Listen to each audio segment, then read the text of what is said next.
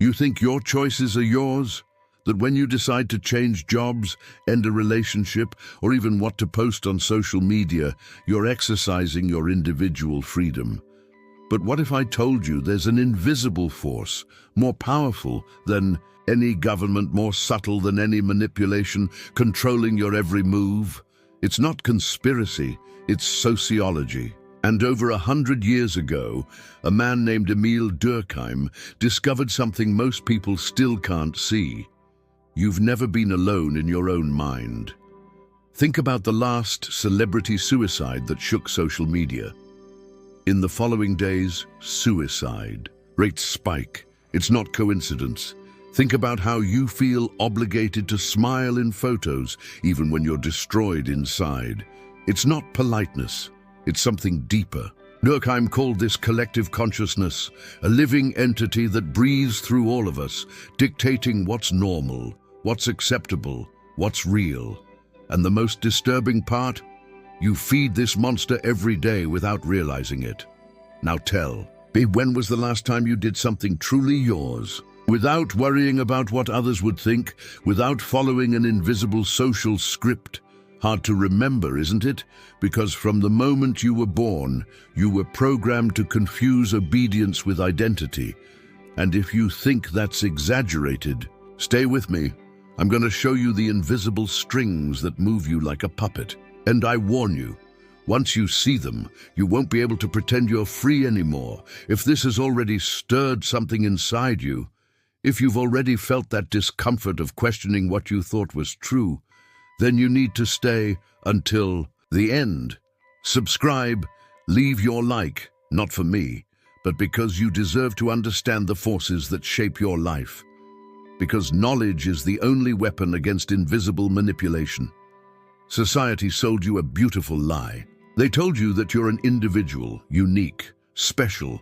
They said your personality is yours, your dreams are authentic, your desires come from within.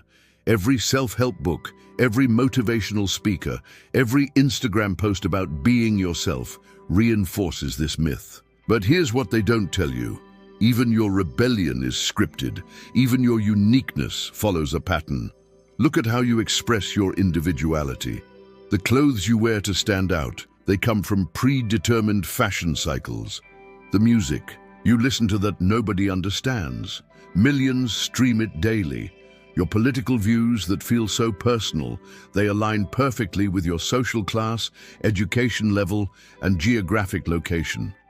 Durkheim saw this clearly. What you call personality is actually society expressing itself through you. You're not a person having thoughts. You're a node in a network, transmitting signals you didn't create. Think about your morning routine. Why do you shower daily? In medieval times, people bathed once a year.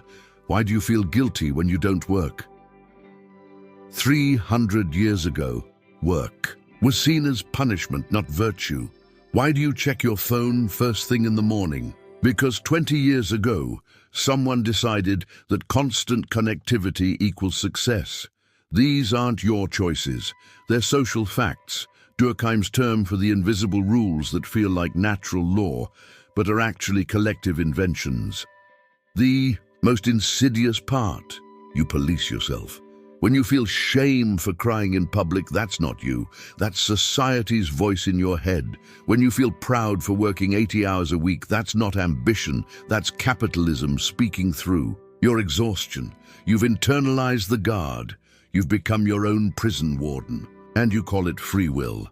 Every generation thinks they've broken free from tradition, but they just trade one set of invisible rules for another.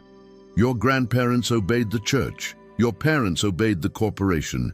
You obey the algorithm. Different masters, same slavery.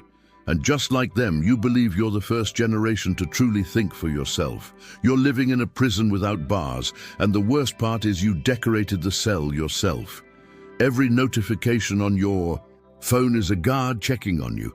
Every social expectation is a wall you can't see but constantly bump into. Durkheim called this the collective conscience, but let's call it what it really is, a psychological panopticon where you're both the prisoner and the guard. Watch yourself at a restaurant. You lower your voice automatically. You put your napkin on your lap.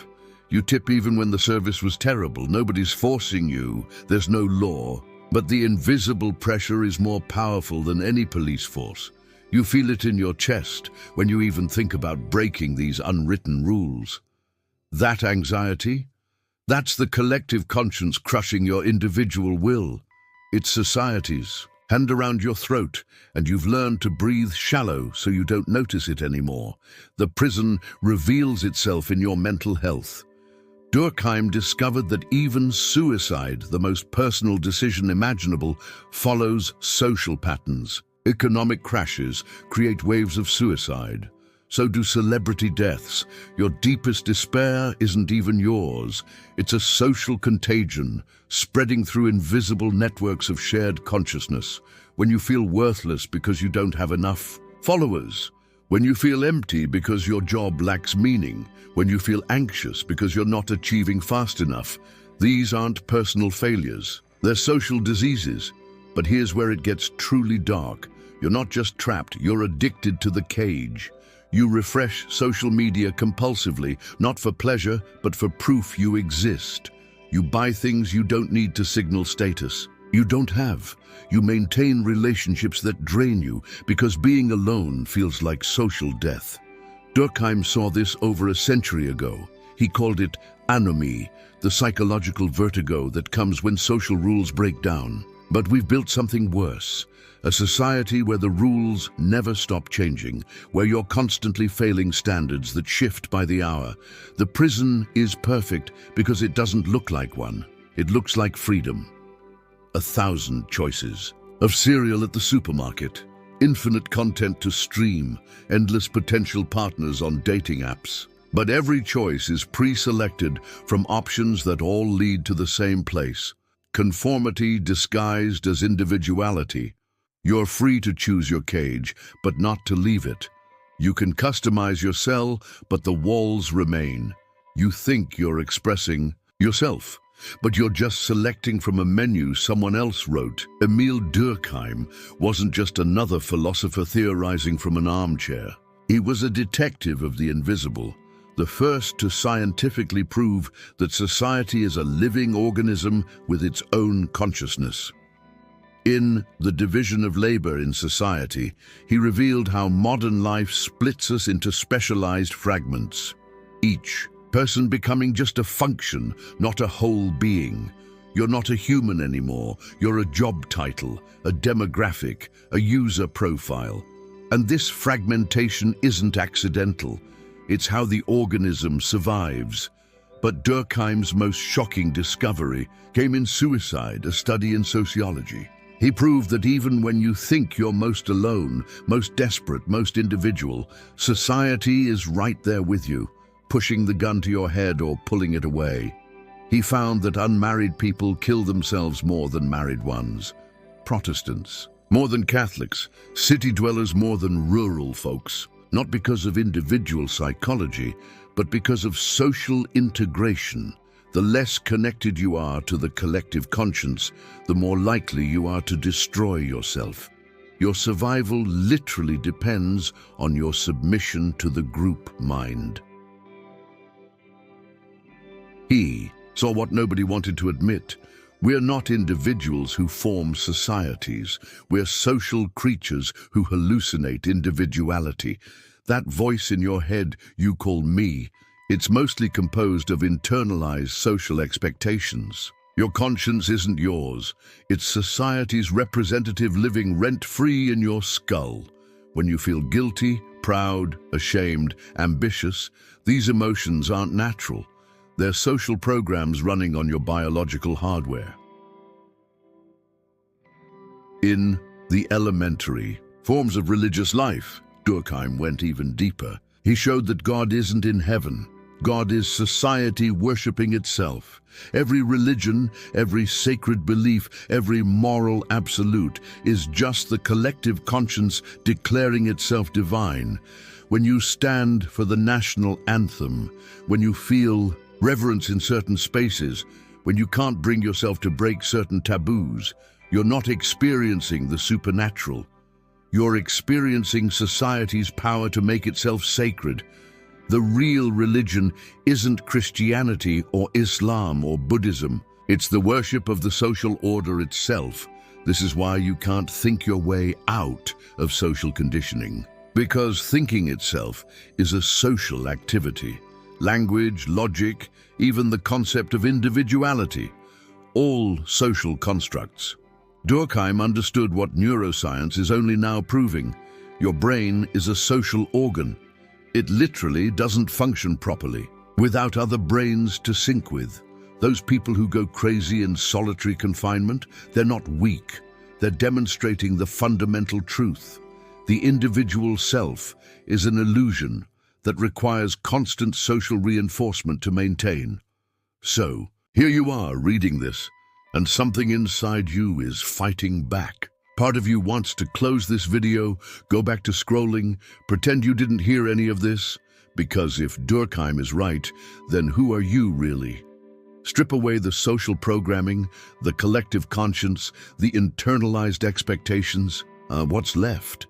This is the crisis, realizing that the you've been defending your whole life might be nothing more than a collection of social reflexes. Test it right now. Try to have an original thought. Not a reaction to something you've seen, not a combination of existing ideas, but something truly yours. You can't, because even the language you think in was given to you. Even the desire to be original is a social value programmed into you. You're not thinking.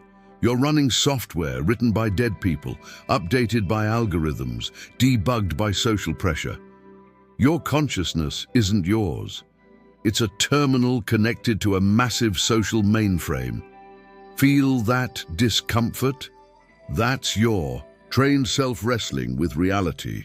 You've spent years building an identity. Your taste in music, your political beliefs, your career, your relationships. But what if it's all just social conditioning layered so thick you mistook it for personality? What if your depression isn't a chemical imbalance but a rational response to living in an irrational society? What if your anxiety isn't a disorder but your authentic self screaming against the artificial self society forced you to become? The modern world makes this worse. At least traditional societies were honest about their conformity. They had uniforms, clear hierarchies, explicit rules. But we've created a special kind of hell, a society that demands conformity while preaching individuality. You must fit in by standing out. You must obey by rebelling. You must surrender to the collective while believing you're asserting yourself. The cognitive dissonance is literally driving people insane. Durkheim predicted this. He called it the malady of infinite aspiration. You're told you can be anything, but society has already decided what you'll become. And here's the ultimate mindfuck. Even your resistance to these ideas is socially programmed. The part of you saying, "But I really am unique," that's society's voice. The part insisting my feelings are real, that's the collective conscience defending itself. You're not just trapped in the matrix, you are the matrix. Every thought you have strengthens the prison. Every emotion you feel tightens the chains. Every choice you make proves Durkheim right. You can't escape because the escape routes are part of the maze. But here's what Durkheim understood that most people miss. Recognizing the prison doesn't mean you have to despair. It means you can finally stop exhausting yourself trying to break through walls that don't exist. The collective conscience isn't your enemy. It's the ocean you swim in. You can't defeat it any more than a fish can defeat water, but you can learn to navigate it consciously instead of drowning in it unconsciously. The real tragedy isn't that we're social beings. It's that we waste our lives pretending we're not. Every burnout, every breakdown, every midlife crisis comes from fighting a war against your own nature. You're not meant to be a completely autonomous individual. That's a modern myth that sells self-help books and therapy sessions. You're meant to be consciously interconnected, aware of the forces shaping you, surfing the social waves instead of being crashed by them. This is the paradox of awakening. The moment you truly see how society controls you is the moment you gain a measure of real freedom. Not freedom from social forces, that's impossible, but freedom to work with them instead of against them. When you understand that your emotions are social programs, you can debug them. When you recognize that your thoughts are collective property, you can choose which ones to run. When you accept that yourself is a social construction, you can finally start consciously constructing it. Durkheim wasn't trying to depress us. He was trying to liberate us from the exhausting illusion of total individualism. Stop trying to be authentic. Authenticity is just another social performance. Stop seeking your true self. The self is a collaborative fiction. Instead, become a conscious participant in the collective dream. Choose your influences deliberately. Craft your social connections consciously. Build your identity knowing it's a building, not a discovery. The question isn't whether you'll be shaped by society, that's inevitable. The question is whether you'll be shaped blindly or with your eyes open. Whether you'll be a passive node in the network or an active agent of influence. Whether you'll let the collective conscience use you or learn to use it. Because once you see the strings, you can start pulling them yourself. This knowledge burns. It should. It's burning away the comfortable lies that kept you small, scared. Scrolling for validation. If this fire reached you, don't let it die. Share this video. Not because I need views, but because someone you know is suffocating in the same invisible prison you just recognized. They're exhausting themselves fighting shadows, hating themselves for failing to meet impossible standards, slowly dying from a disease they can't name. You now have the antidote. The question is, will you keep it to yourself or will you light another mind on fire? The collective conscience shaped you. Now it's your turn to shape it back.